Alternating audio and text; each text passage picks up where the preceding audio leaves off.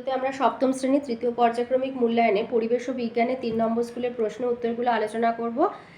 প্রথমে আছে physical science. একের আয়তে দিয়েছে প্রমাণ বায়ুমণ্ডলীয় চাপে যে জল যে উষ্ণতায় ফুটে বাষ্পীভূত হয় ফারেনহাইট স্কেলে তার মান 212 ডিগ্রি ফারেনহাইট।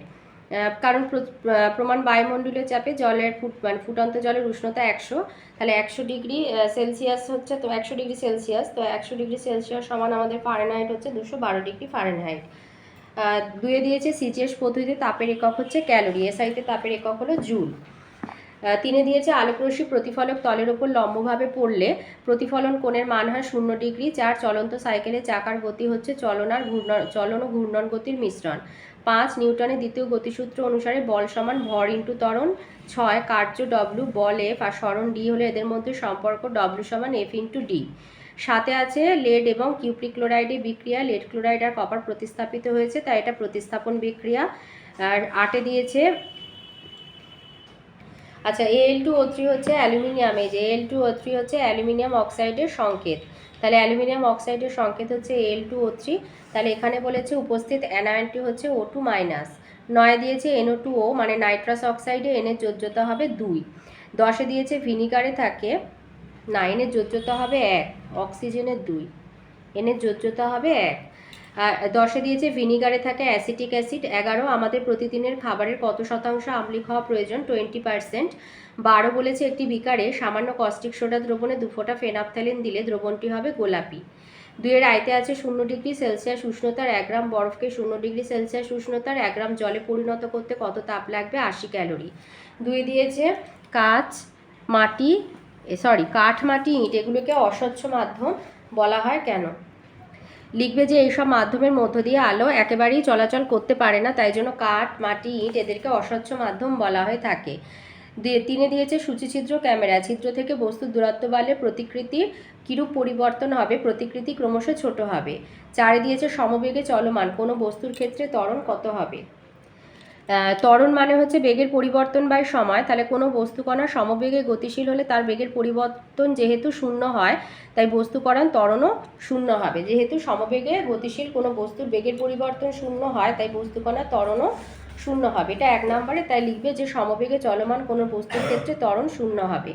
5 আছে প্রিন্সিপিয়া গ্রন্থটি কার লেখা, স্যার আইজ্যাক নিউটন। 6 দিয়েছে খাদ্য সংরক্ষণে নুন কিভাবে কাজ করে, এই যে এখানে লিখবে যে কিভাবে কাজ করে নুনের সংস্পর্শে আসা জীবাণুর কোষ তরল অভিস্রাবণ প্রক্রিয়া বেরিয়ে আসে, তখন অধিকাংশ ক্ষেত্রে জীবাণু মরে যায়, তাই খাদ্য সংরক্ষণ করার জন্য বহু প্রাচীনকাল থেকে খাবারের মধ্যে নুন মিশিয়ে খাবার সংরক্ষণ করার পদ্ধতিটা চলে আসছে। তাহলে নুন কিভাবে খাবারকে সংরক্ষিত রাখে না, নুনের সংস্পর্শে খাবারে নুন মিশিয়ে রাখলে যদি জীবাণুরা আক্রমণ করে তখন নুনের সংস্পর্শে আসা জীবাণুর কোষতরল অভিস্রাবণ প্রক্রিয়া বেরিয়ে আসে এবং অধিকাংশ ক্ষেত্রে জীবাণু মারা যায়। এইভাবে নুন মাখানোর ফলে খাদ্য সংরক্ষণে এইভাবে নুন কাজ করে। 7 দিয়েছে কলিচুনের সংকেত কি, এই যে কলিচুন হচ্ছে ক্যালসিয়াম হাইড্রক্সাইড CaOH2। আমি কোশ্চেনের পাশে বইয়ের পেজ নাম্বারগুলো দিয়েছি, তাই গিয়ে খুলে ভালো করে দেখে পড়ে নেবে। আচ্ছা 8 বলেছে হাইড্রোজেন পারক্সাইড, 2 অণু হাইড্রোজেন পারক্সাইড বিশ্লেষিত হয়ে 2 অণু জল আর 1 অণু অক্সিজেন উৎপন্ন করেছে, এটা কী ধরনের বিক্রিয়া, এটা বিয়োজন বিক্রিয়া। 9 দিয়েছে হাড়ের গুঁড়ে কোন যৌগ থাকে, ক্যালসিয়ামের যৌগ থাকে। 11 বলেছে জলীয় দ্রবণে সালফিউরিক অ্যাসিড কিভাবে আয়নিত হয়, এই যে অ্যাসিডের নাম এবং সংকেত, জলীয় দ্রবণে অ্যাসিডের অণু কিভাবে বিয়োজিত হয়। আমাদের বলেছে শুধু সালফিউরিক অ্যাসিড, তাহলে সালফিউরিক অ্যাসিডের সংকেত H2SO4, এটা বিয়োজিত হয়ে হাইড্রোজেন আয়ন আর সালফেট আয়নে মানে হাইড্রোজেন প্লাস আর সালফেট মাইনাস আয়নে বিয়োজিত হয়, তার মানে এটা ক্যাটায়ন, এটা অ্যানায়ন।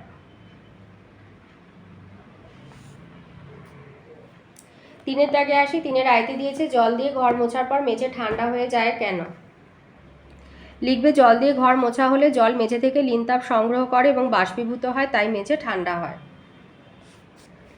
3 2 নম্বর প্রশ্ন, ছায়া কিভাবে সৃষ্টি হয়, ছায়া কেন সৃষ্টি হয়, লিখবে আলো সর্বদা সরলরেখায় গমন করে, তাই আলোর চলার পথে কোনো অস্বচ্ছ বস্তু ধরলে আলো বাধা পায় আর সামনে এগোতে পারে না, কিন্তু বস্তু চারপাশে বাধা না পাওয়া আলো সরলরেখা বরাবর সামনে এগিয়ে যায়, ফলে বস্তুটির পিছনে কোনো পর্দা ধরলে তাতে বস্তুটির আকৃতি বিশিষ্ট অন্ধকার অংশ গঠিত হয়, যেটাকে ছায়া বলা হয়। তো এইভাবে ছায়া সৃষ্টি হয়।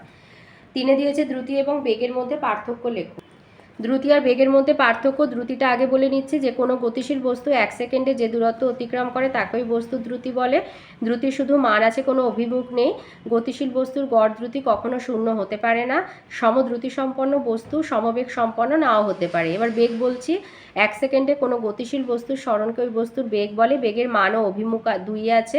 গতিশীল বস্তুর গড় বেগ শূন্য হতে পারে। সমবেগ সম্পন্ন বস্তু অবশ্যই সমদ্রুতি সম্পন্ন হবে। 4 দিয়েছে পরিবর্তনশীল যোজ্যতা কাকে বলে। এইটা লিখবে যে কয়েকটি মৌলের একাধিক যোজ্যতা দেখা যায়, অর্থাৎ পৃথক পৃথক যৌগে তাদের যোজ্যতা ভিন্ন হয়, একে মৌলের পরিবর্তনশীল যোজ্যতা বলে। কোনো মৌলের কম যোজ্যতার দ্বারা গঠিত যৌগকে আজ যৌগ আর বেশি যোজ্যতার দ্বারা গঠিত যৌগকে ইক যৌগ বলে। যেমন কপারের যোজ্যতা 1 এবং 2 হতে পারে। কিউপ্রাস অক্সাইডে কপারের যোজ্যতা 1 আর কিউপ্রিক অক্সাইডে ওটা কিউপ্রাস, Cu2O হচ্ছে কিউপ্রাস আর CuO কিউপ্রিক অক্সাইডে কপারের যোজ্যতা 2। যেরকম নাইট্রোজেনের যোজ্যতা 1 2 3 4 5 হতে পারে, বা সালফারের যোজ্যতা 2 4 6 হতে পারে। 5 দিয়েছে সোডিয়াম সালফেট আর ম্যাগনেসিয়াম অক্সাইডের সংকেত লেখো। Sodium sulphate Na2SO4, magnesium oxide MgO। 6 দিয়েছে পুকুরে মাছ চাষ করার সময় জলের মধ্যে চুন মেশানো হয় কেন। তোমাদের বইয়ের 108 পাতায় রয়েছে যে পুকুরে মাছ চাষ করার সময় জলের অম্লত্ব কমানোর জন্য জলের মধ্যে কলিচুন মেশানো হয়। কলিচুন অ্যাসিডের সঙ্গে বিক্রিয়া করে অম্লত্ব কমায়। 4 দাগে আসি। 4 আয়তে দিয়েছে অ্যাম্বুলেন্স কথাটি অ্যাম্বুলেন্স গাড়িতে উল্টো করে লেখা থাকে কেন। এই উত্তরটা লিখবে, অ্যাম্বুলেন্স হচ্ছে মুমূর্ষ বা আহত ব্যক্তিকে হাসপাতালে নিয়ে যাওয়ার গাড়ি। এই গাড়ির সামনে অ্যাম্বুলেন্স শব্দটি উল্টো করে লেখা থাকে। সামনের গাড়ির ড্রাইভার তার পাশের দর্পণ বা ভিউ ফাউন্ডারে পেছনের গাড়ির প্রতিবিম্ব দেখে গাড়ি চালায়। পেছনে অ্যাম্বুলেন্স লেখা থাকলে তার লেখাটা সামনের গাড়ির দর্পণে সোজা হয়ে পড়লে পার্শ্বীয় পরিবর্তনের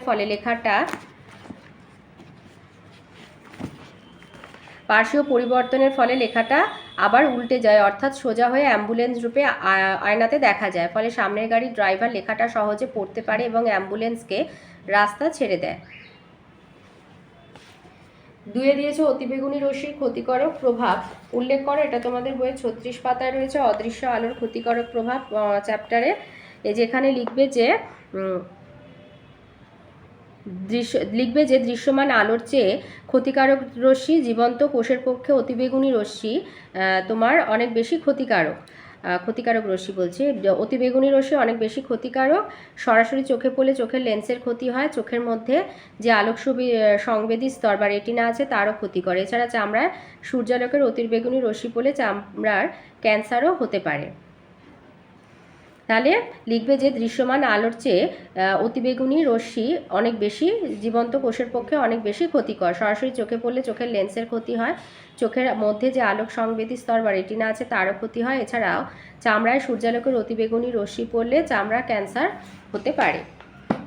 3 দিয়েছে নিউটনের প্রথম গতিসূত্র থেকে বলের সংজ্ঞা দাও।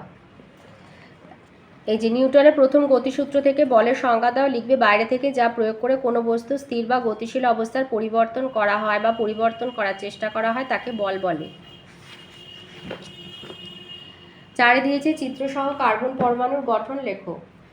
এই ছবিটা আঁকবে আর এখানে লিখবে যে কেন্দ্রে রয়েছে, এটা মানে হচ্ছে এই যে +6 মানে 6টা প্রোটন, আর শুধু এই গোল 6 মানে 6টি নিউট্রন। তাহলে কেন্দ্রে রয়েছে 6টি প্রোটন এবং 6টি নিউট্রন, আর বাইরে রয়েছে 6টা ইলেকট্রন।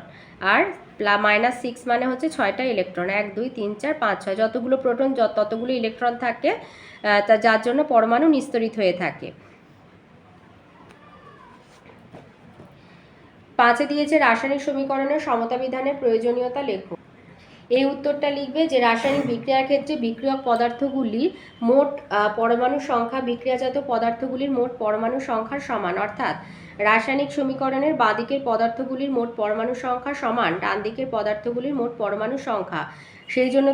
সেই জন্য উপযুক্ত সংখ্যা দিয়ে গুণ করে সমীকরণের উভয় দিকে পরমাণু সংখ্যা সমান করা হয়, অর্থাৎ সমীকরণের সমতা বিধান করা হয়। আবার ভরের নিত্যতা সূত্র অনুযায়ী আমরা জানি পদার্থের ভর সৃষ্টি বা ধ্বংস হয় না।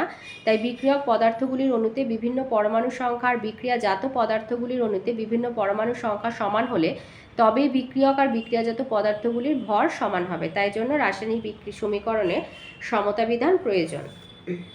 6 দিয়েছে অ্যাসিড এবং ক্ষারের ধর্মের তুলনা করো। এটা লিখবে।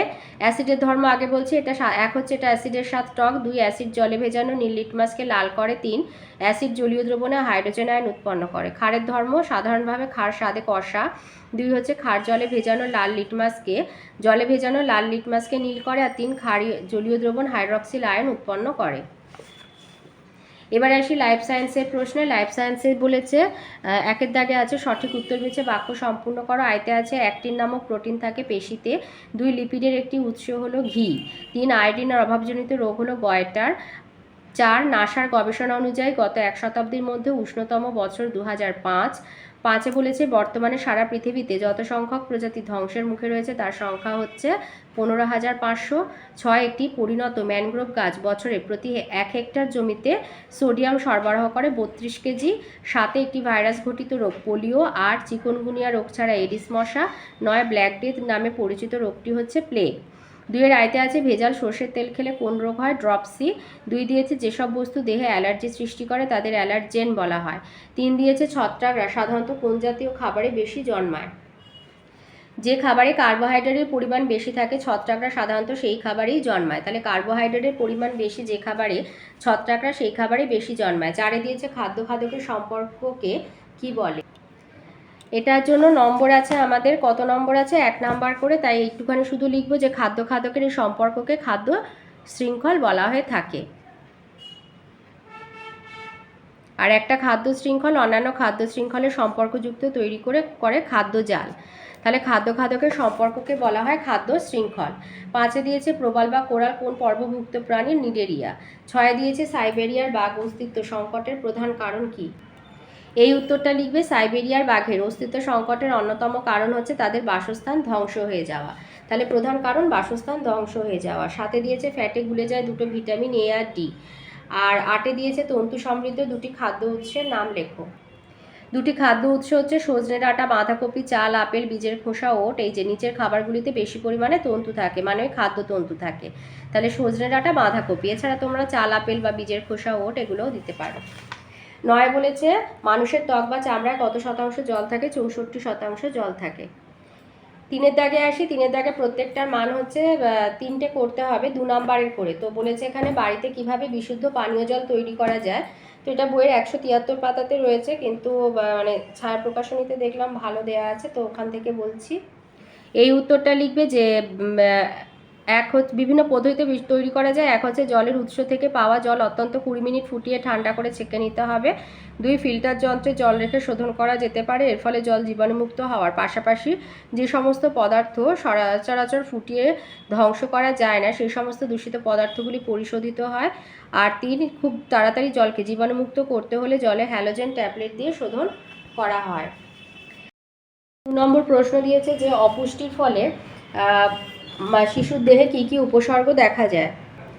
লিখবে যে শিশুটির উপসর্গ, অপুষ্টির ফলে শিশুর দেহে কী কী উপসর্গ দেখা যায়। এক হচ্ছে দেহের পেশিগুলো বেশি ক্ষয় হয়ে যাওয়া, হাড় বাইরে থেকে পরিষ্কার বোঝা যাওয়া, চামড়া জায়গায় জায়গায় কুচকার যাওয়া বা কুচকানো, আর হাত পাগুলো খুব সরু হয়ে যাওয়া। 3 আছে বিশ্ব উষ্ণায়ন বলতে কি বোঝায়। এইখান থেকে লিখবে যে আমাদের নানা রকম কাজকর্মের ফলে পরিবেশে এইসব যে গ্যাসীয় পদার্থ বলেছে এখানে লিখবে কার্বন ডাই অক্সাইড, মিথেন, জলীয় বাষ্প প্রভৃতির পরিমাণ বেড়ে যায়। তখন এইসব গ্যাসীয় পদার্থগুলো প্রয়োজনীয় অতিরিক্ত তাপকে পৃথিবীতে আটকে রাখে, ফলে পৃথিবীর তাপমাত্রা স্বাভাবিকের তুলনায় বেড়ে যায়। একেই বলা হয় বিশ্ব উষ্ণায়ন। এই পর্যন্ত। 4 দিয়েছে বায়োডাইভার্সিটি হটস্পট কি। এখানে লিখবে যে পৃথিবীতে বহু অঞ্চল আছে যেখানে খুব বেশি সংখ্যক প্রজাতির জীব পাওয়া যায়, আবার সেই সব অঞ্চলে এমন সব প্রজাতির জীবও পাওয়া যায় যা অন্য কোথাও পাওয়া যায় না। এরকম অঞ্চলকে জীববৈচিত্র্যের গুরুত্বপূর্ণ অঞ্চল বা ইংরাজিতে বলা হয় বায়োডাইভার্সিটি হটস্পট। 5 দিয়েছে ল্যাথারিজম কি। লিখবে যে অনেক সময় অড়হর ডালের সঙ্গে খেসারির ডাল মিশিয়ে দেওয়া হয় বা বেসনের সঙ্গে খেসারির ডাল গুঁড়ো করে মেশানো হয়। অন্যান্য ডালের চেয়ে খেসারির ডালের দাম অনেকটা কম। একটানা 2-3 মাস ধরে যথেষ্ট পরিমাণে এই ডাল খেলে পায়ে আস্তে আস্তে পক্ষাঘাত দেখা দিতে পারে, একেই বলা হয় ল্যাথারিজম। 4 আয়তে আছে সাধারণ মাছি কিভাবে রোগ ছড়ায়। লিখবে সাধারণ মাছি হচ্ছে 3 ভাবে রোগ ছড়ায়। এক হচ্ছে সাধারণ মাছি যখন মলমূত্র পুঁজ, থুতু ইত্যাদি জিনিসে বসে তখন ওইসব জিনিসে ছোট ছোট কণা মাছির পায়ের সুরে লেগে যায়। ওই কণাগুলির ভেতরে থাকে অসংখ্য রোগ জীবাণু। ওই মাছি যখন রান্না করা খাবার, মিষ্টি, কাটা ফল ইত্যাদির ওপর বসে তখন রোগ জীবাণু ওই খাবারে মিশে যায় আর রোগ সংক্রমণ ঘটায়। 2 মল, পুঁজ, থুতু ইত্যাদি জিনিসে থাকা রোগ জীবাণুগুলি সাধারণ মাছির পৌষ্টিকতন্ত্রে এসে জমে। মাছি আবার কঠিন খাবার খেতে পারে না, তাই মাছি কঠিন খাবারের উপরে বমি করে, ফলে খাবারের কিছু অংশ তরল হয় আর মাছি তার প্রোবসিসের সাহায্যে ওই খাবার গ্রহণ করে। ওই বমির সঙ্গে মাছির দেহে রোগ জীবাণু আমাদের খাবারে এসে মিশে সংক্রমণ ঘটায়। 3 নম্বর হচ্ছে সাধারণ মাছি সারাদিন ধরে প্রায় 5 মিনিট অন্তর অন্তর যেখানে বসে সেখানে মলত্যাগ করে। মাছির মলেও অনেক জীবাণু থাকে। আমাদের খাবারের উপরে মাছি মলত্যাগ করলে ওই রোগ জীবাণু আমাদের খাবারে মেশে মাছি এইভাবে রোগ ছড়ায়। 2 দিয়েছে পরিবেশ রক্ষায় গাছের ভূমিকা সংক্ষেপে আলোচনা করো। তো যেহেতু 3 নাম্বার আছে তো এখানে মোটামুটি 10টা পয়েন্ট আছে, তো 5টা লিখে দেবে। যে পরিবেশ রক্ষায় গাছ বিভিন্নভাবে গুরুত্বপূর্ণ ভূমিকা পালন করে। এক হচ্ছে বায়ুমণ্ডল ও গাছ সূর্যালোকের উপস্থিতিতে ক্লোরোফিল উত্তেজিত হয় এবং বাতাসে কার্বন ডাই অক্সাইড ও জলের সাহায্যে সালোক সংশ্লেষ প্রক্রিয়ায় শর্করা জাতীয় খাদ্য উৎপন্ন হয়। এই প্রক্রিয়ায় উদ্ভিদ গৃহীত CO2 এর সমপরিমাণ অক্সিজেন পরিবেশে নির্গত করে। এছাড়াও কিছু অণুজীব খাদ্য তৈরির সময় অক্সিজেন নির্গত করে। এর ফলে বায়ুমণ্ডলে CO2 এবং O2 ভারসাম্য বজায় থাকে। 2 হচ্ছে গাছ ও প্রাণীর পারস্পরিক নির্ভরশীলতা। পৃথিবীর মোট জীবের 99% উদ্ভিদ আর 1% প্রাণী। সবুজ উদ্ভিদ দ্বারা প্রস্তুত খাদ্যের 10 থেকে 20% শক্তি প্রাণীদের বেঁচে থাকার জন্য কাজে লাগে। গাছ কমতে থাকলে প্রাণী জীবনধারণ ব্যাহত হয়।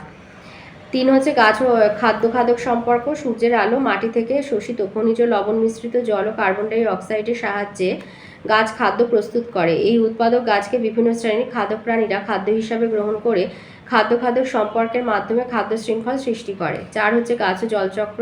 গাছের বাষ্প মোচনের ফলে নির্গত জলীয় বাষ্প ক্রমশ ঘনীভূত হয়ে বৃষ্টিপাত ঘটায়। আবার খুব ঘন অরণ্যে বনের উপরিভাগের গাছপালার ঘন আবরণ জলীয় বাষ্পকে বায়ুমণ্ডলের উচ্চতায় প্রবেশ করতে বাধা দেয়। এর ফলে অরণ্যে জলীয় বাষ্প ঘনীভূত হয়ে বৃষ্টিপাত ঘটায়।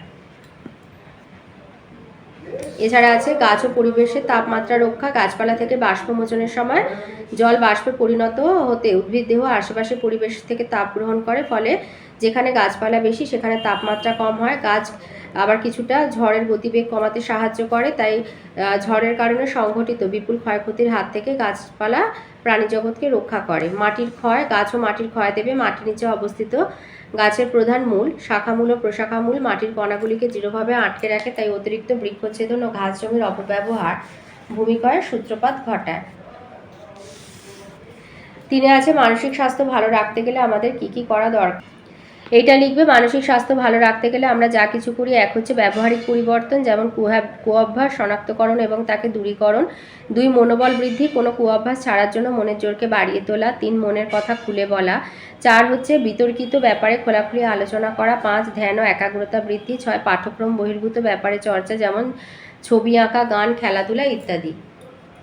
4 দিয়েছে জীবদেহে জলের ভূমিকা উল্লেখ করো। জীবদেহে জলের ভূমিকা এটা লিখবে। 1 হচ্ছে জীবের প্রয়োজনীয় বিভিন্ন প্রকার শারীরিক কাজ ও বিক্রিয়া ঘটানোর জন্য জলের দরকার হয়। এটি জীবদেহে তরল মাধ্যম রূপে কাজ করে। 2 দেহকে ঠান্ডা করতে জলের প্রয়োজন। দেহ গরম হলে ঘাম হয় আর এই ঘাম বাষ্পীভূত হওয়ার সময় দেহ থেকে লিনতাপ শোষণ করে, ফলে দেহ ঠান্ডা হয়। 3 জল সহজেই বিভিন্ন বস্তুকে দেহের এক স্থান থেকে অন্য স্থানে ছড়িয়ে দিতে পারে। 4 জলের মাধ্যমে জীবের দেহ থেকে বর্জ্য পদার্থ বের হয় এবং শরীর সুস্থ থাকে। 5 জল বর্ণহীন হওয়ায় জলের গভীরে থাকা উদ্ভিদও খাদ্য তৈরির জন্য আলো পেতে পারে।